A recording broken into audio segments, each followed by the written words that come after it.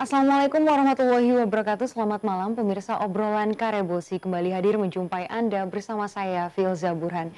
Pemirsa, sebanyak 12 daerah di Sulawesi Selatan akan menggelar pemilihan kepala daerah serentak pada tahun 2020 mendatang. Sejumlah partai politik sudah melakukan persiapan untuk menghadapi pesta demokrasi 5 tahunan tersebut. Sejumlah figur penantang bersamaan dengan petahana juga sudah pula mulai bermunculan. Seperti apakah persiapan dari sejumlah partai politik yang ada di Sulawesi Selatan, kemudian hal-hal apa saja yang menarik jelang Pilkada Serentak 2020 ini khususnya di Sulawesi Selatan akan kita bahas pemirsa pada malam hari ini dengan topik jelang Pilkada Serentak 2020. Sudah hadir para narasumber kami di studio, ada Bapak Sawaludin Arif selaku Jubir DPD Gerindra Sulawesi Selatan. Assalamualaikum, selamat malam Pak Sawal. Waalaikumsalam, selamat malam. Terima kasih sudah hadir di obrolan Karebosi, Pak Sawal. Terima kasih. Dan pemirsa juga hadir Bapak Muhammad Yunus Haje selaku Ketua DPC Hanura Kota Makassar. Assalamualaikum, selamat malam Pak Yunus. Waalaikumsalam warahmatullahi wabarakatuh. Terima kasih sudah hadir Pak Yunus di obrolan Karebosi pada malam hari ini. Dan pemirsa juga sudah hadir bersama saya di studio ada Bapak Suwadi Idris Amir selaku Direktur IPI, Indeks Politika Indonesia. Assalamualaikum, selamat malam Bapak Suwadi. Waalaikumsalam warahmatullahi wabarakatuh. Terima kasih sudah hadir di obrolan Karebosi pada malam hari ini Pak Suwadi. Sama-sama. Pertama saya mau bertanya yang di sebelah saya dulu, biar berurutan ya Pak Sawal. Ini apa yang sedang dilakukan oleh Gerindra dalam persiapan Pilkada Serentak 2020 mendatang Pak di Sulsel?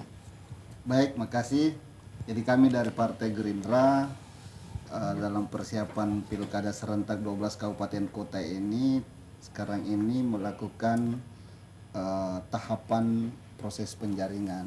Normatif aja sebenarnya, membuka pendaftaran di Sekretariat DPC 12 Kabupaten Kota yang berpilkada, lalu kemudian melakukan seleksi berkas karena tidak semua juga orang yang datang mendaftar itu kemudian berkasnya memenuhi syarat.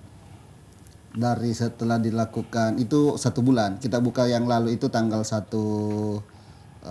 Oktober, itu kita sampai tanggal 15 November pembukaan pendaftaran di Sekretariat di Kabupaten Kota. Setelah tanggal 15 semua berkas sudah kita rampungkan di DPC ke 12 Kabupaten Kota itu, kemudian ditingkatkan ke provinsi. Di provinsi ada beberapa tahapan juga mesti kita lakukan. Di situ ada fit and proper test, ada pembobotan, ada penilaian dari para pakar akademisi, lalu kemudian juga kita melibatkan lembaga survei dalam mengukur popularitas dan elektabilitas calon. Setelah itu barulah kemudian dikirim ke DPP yang kemudian mengeluarkan rekomendasi. Proses ini sebentar berjalan di 12 kabupaten kota, boleh ada interaksi antara kandidat dengan pengurus teman-teman di organik yang ada di DPC kabupaten kota, ada interaksi di situ, ada surat menyurat di situ, ada diskusi di situ, bahwa karena ada beberapa memang target yang harus dipenuhi oleh DPC, bahwa kandidat yang akan diusung ini dipastikan bahwa Gerindra akan menang di 12 kabupaten kota, sehingga sangat beban inilah yang kemudian sangat berat yang dilakukan oleh teman-teman DPC, karena mereka harus menang. Jadi sangat selektif di dalam menerima calon kepala daerah itu. Meskipun seperti itu, yang luar biasa karena ekspektasi masyarakat terhadap Partai Gerindra sangat besar, sehingga banyak sekali masyarakat, tokoh pemuda, tokoh masyarakat, tokoh agama yang mendaftar, mengambil mengambilkan formulir. Bayangkan saja dalam satu kota seperti Makassar misalnya ada sampai 19 calon wali kota yang sudah mendaftar, sudah mengambil formulir dan mengembalikan. Banyak wajah baru. Banyak wajah baru karena memang ya Makassar ini kan sangat luar biasa. Selain dianggap bahwa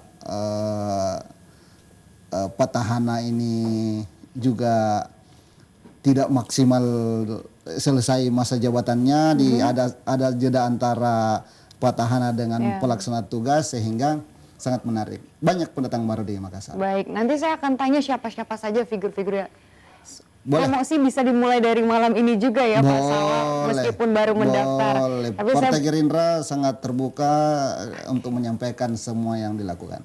saya bertanya ke Bapak Yunus lagi, persiapan kalau dari Partai Hanura sendiri saat ini bagaimana? Ya, terima kasih. Saya kira apa yang telah disampaikan oleh Pak Sawal kurang lebih daripada kami bahwa setelah ada instruksi dari DPP melalui DPD Partai Hanura Provinsi Selatan untuk kita melaksanakan juga penjaringan pelaksanaan untuk pengambilan formulir, ya kita akan buka pada tanggal 17 Oktober ini. Dan alhamdulillah pada saat pengambilan formulir sudah ada beberapa juga calon bakal wali kota untuk mengambil. Di samping daripada itu juga setelah sesudah pengambilan formulir tentu kan ada pengembalian. Ya, artinya tentu dalam pengembalian itu pada umumnya sudah kita memverifikasi kelengkapan dan setelah sesudah itu nanti kan masih ada lagi tahapan-tahapan yang kita laksanakan, terutama daripada verifikasi berkas yang telah dilaksanakan oleh ada tim. Memang ada tim, ada di Pilkada yang kita bentuk, dan kemudian ada tim 7 yang kita juga bentuk untuk menyeleksi itu berkas-berkas. Nanti setelah sesudah itu bahwa kita ini nanti ada semacam pemaparan daripada visi dan misi calon bakal wali kota, dan disitulah nanti kita hadirkan mungkin dari pakar akademisi, kemudian termasuk di dalamnya juga ada DPD dan DVC. Jadi kita mungkin melaksanakan suatu tempat di hotel, kita mengundang semua calon-calon yang sudah kita anggap memenuhi persyaratan verifikasi, dan disitulah nanti tempatnya dialog dan diskusi. Baik. Ya. Ini Makassar kan termasuk dari 12 kabupaten daerah yang populasinya besar begitu, sangat besar. Jadi menjadi highlight juga Kota Makassar ini pilkada serentaknya 2020 banyak sekali yang menyorot begitu. Kalau dari Hanura sendiri berapa yang sudah mendaftar jadi bakal calon? Kalau tadi Gerindra sudah ada 19 ya Pak Sawal. Kalau dari Hanura? Kalau kami ini kan baru juga kita melaksanakan pendaftaran, ya baru ada 5.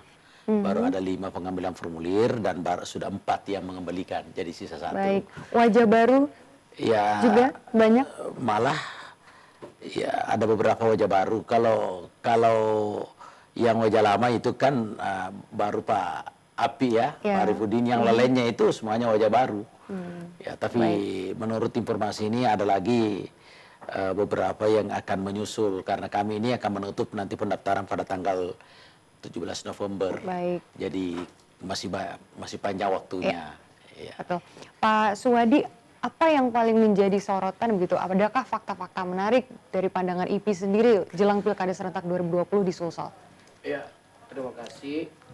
Jadi kalau dari gambaran awal kami di IPI, yang menarik itu adalah ada begitu banyak figur yang ingin bertarung di Kota Makassar.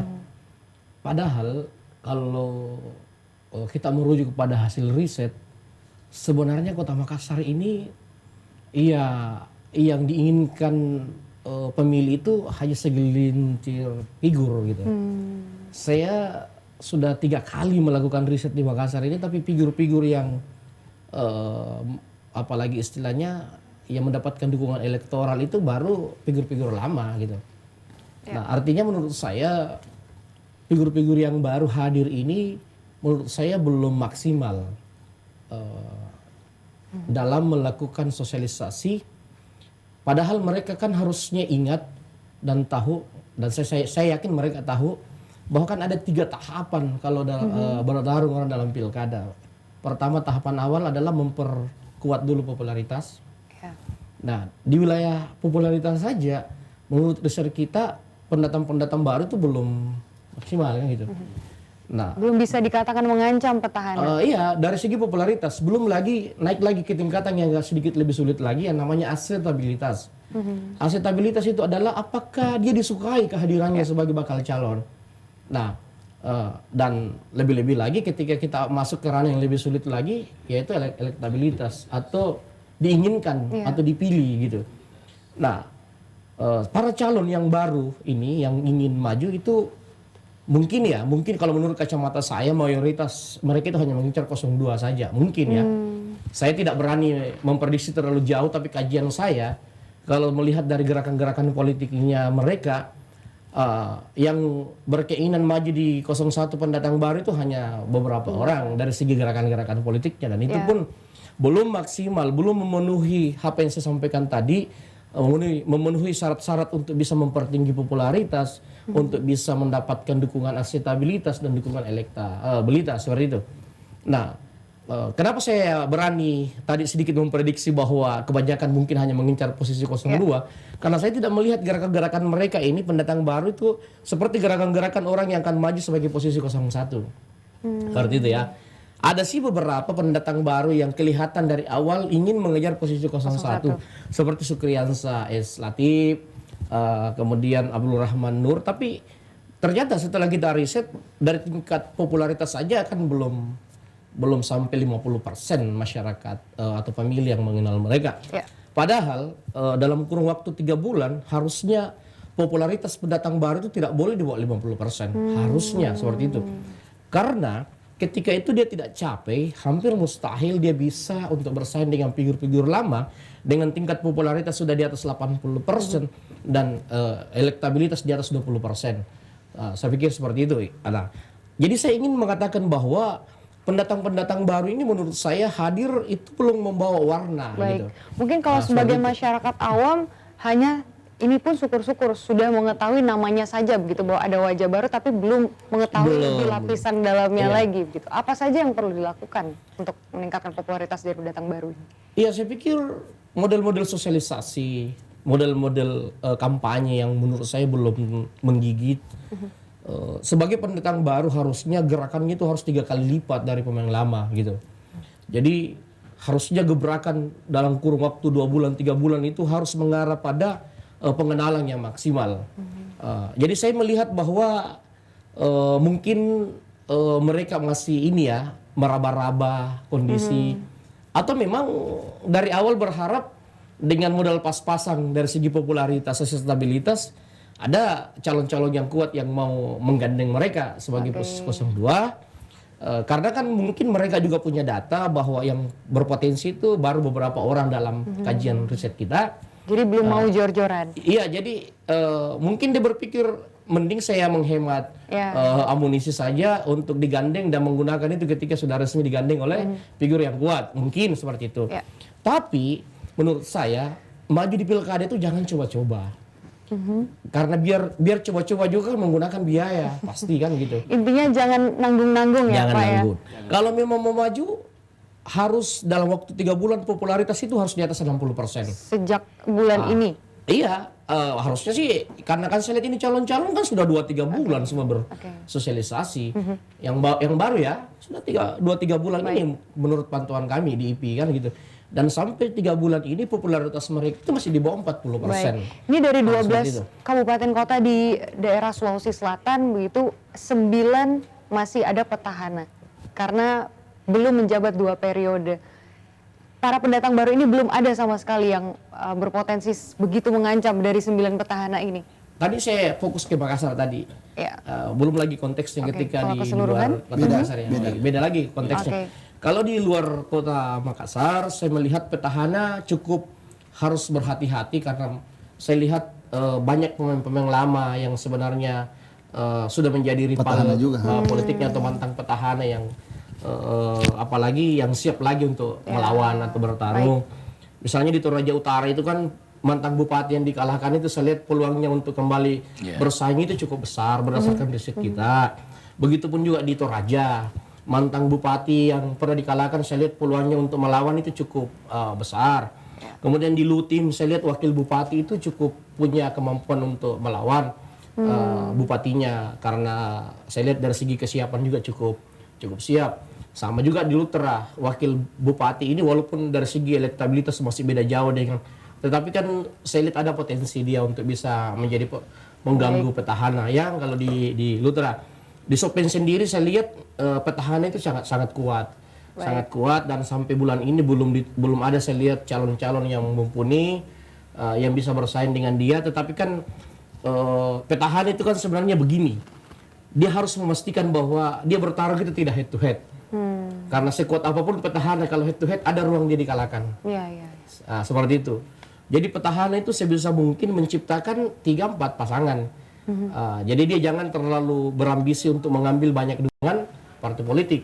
Karena ketika petahana head to head, lawannya lemah pun menurut saya masih ada potensi dia untuk menang gitu.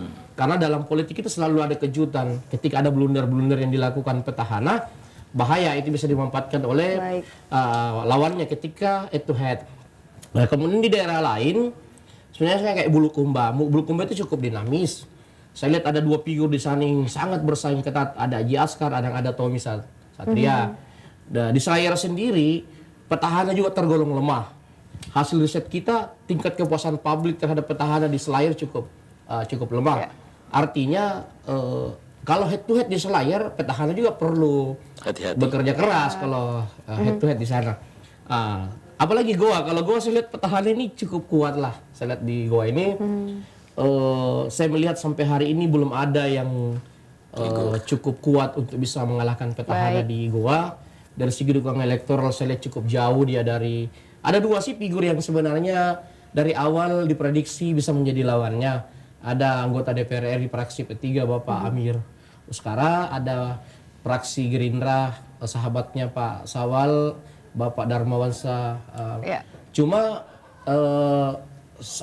setelah terpilihnya Pak Sahrul ini jadi Menteri Pertanian, saya lihat berubah situasi politik, khususnya 1 minggu terakhir ini di Kabupaten Goa. Saya lihat posisi Pak Sahrul yang cukup strategis ini membuat dia punya apalagi istilahnya power untuk meyakinkan orang untuk memberikan ruang kepada Adnan untuk kembali terpilih untuk kedua periode. Seperti itu. Apalagi yang belum saya sebutkan, Barru misalnya. Barru itu dari hasil riset kita, incumbent ini cukup kuat, tapi Malakam cukup aneh ya, mengganggu Malakan Amin ya, seperti itu saya lihat. Artinya Malakan Amin ini ketika head to head dengan Bupati, ya Bupati juga harus bekerja keras kan, seperti itu. Di Pangkep sendiri cukup dinamis, karena di sana saya lihat ada 2 kekuatan yang sebenarnya masih representatif dari 2 figur gerbong kemarin ya. Abdul Rahman Assegaf dari segi elektoral saat ini cukup bagus, tetapi dia cukup diancam oleh ketua DPR saat ini Yusrang Lolo Gau kan gitu. Jadi saya lihat pertarungan 2 gerbong ini kelihatannya masih mewarnai pertarungan di Pangkep. Nah, Maros ini sangat dinamis. Sudah tidak ada petahana. Ya, karena tidak ada petahana di sana. Ada nama-nama seperti petahana wakil ada. Ya, wakil, tapi dari segi dukungan elektoral merata. Jadi di sana itu belum ada yang di atas 15% yang mendapatkan dukungan elektoral. Semua rata-rata di bawah 15%. Ada nama Haja Suhartina kan, iparnya Pak Bupati. Ada Kaidi Resam, ada Andi Matotoran kan wakil Bupati, dan ada Ketua Umum Ikatan Guru Indonesia Ramli Rahim, ada Nur Hasan. Saya melihat kelimanya ini punya peluang yang sama untuk memenangkan pilkada Maros. Tergantung mendapat dukungan politik dari partai politik untuk menjadi calon, dan kerja-kerja politik jadi penentu. Saya lihat. Nah, kalau kita kembali ke Makassar kan saya tadi sudah jelaskan bahwa figur-figur lama masih mendominasi elektoral, dan figur baru masih harus berjuang meningkatkan popularitas, apalagi sampai ke tingkatan yang lebih sulit lagi, akseptabilitas dan elektabilitas. Itu yang harus perlu ditingkatkan. Itu gambaran kasar sementara ini. Ya, kita akan bahas lebih dalam lagi terkait figur-figur khususnya yang ada di Kota Makassar, dan yang mana yang diutamakan Partai Gerindra dan Hanura, apakah kader internal ataupun eksternal. Usai jeda berikut tetap bersama kami di Obrolan Karebosi.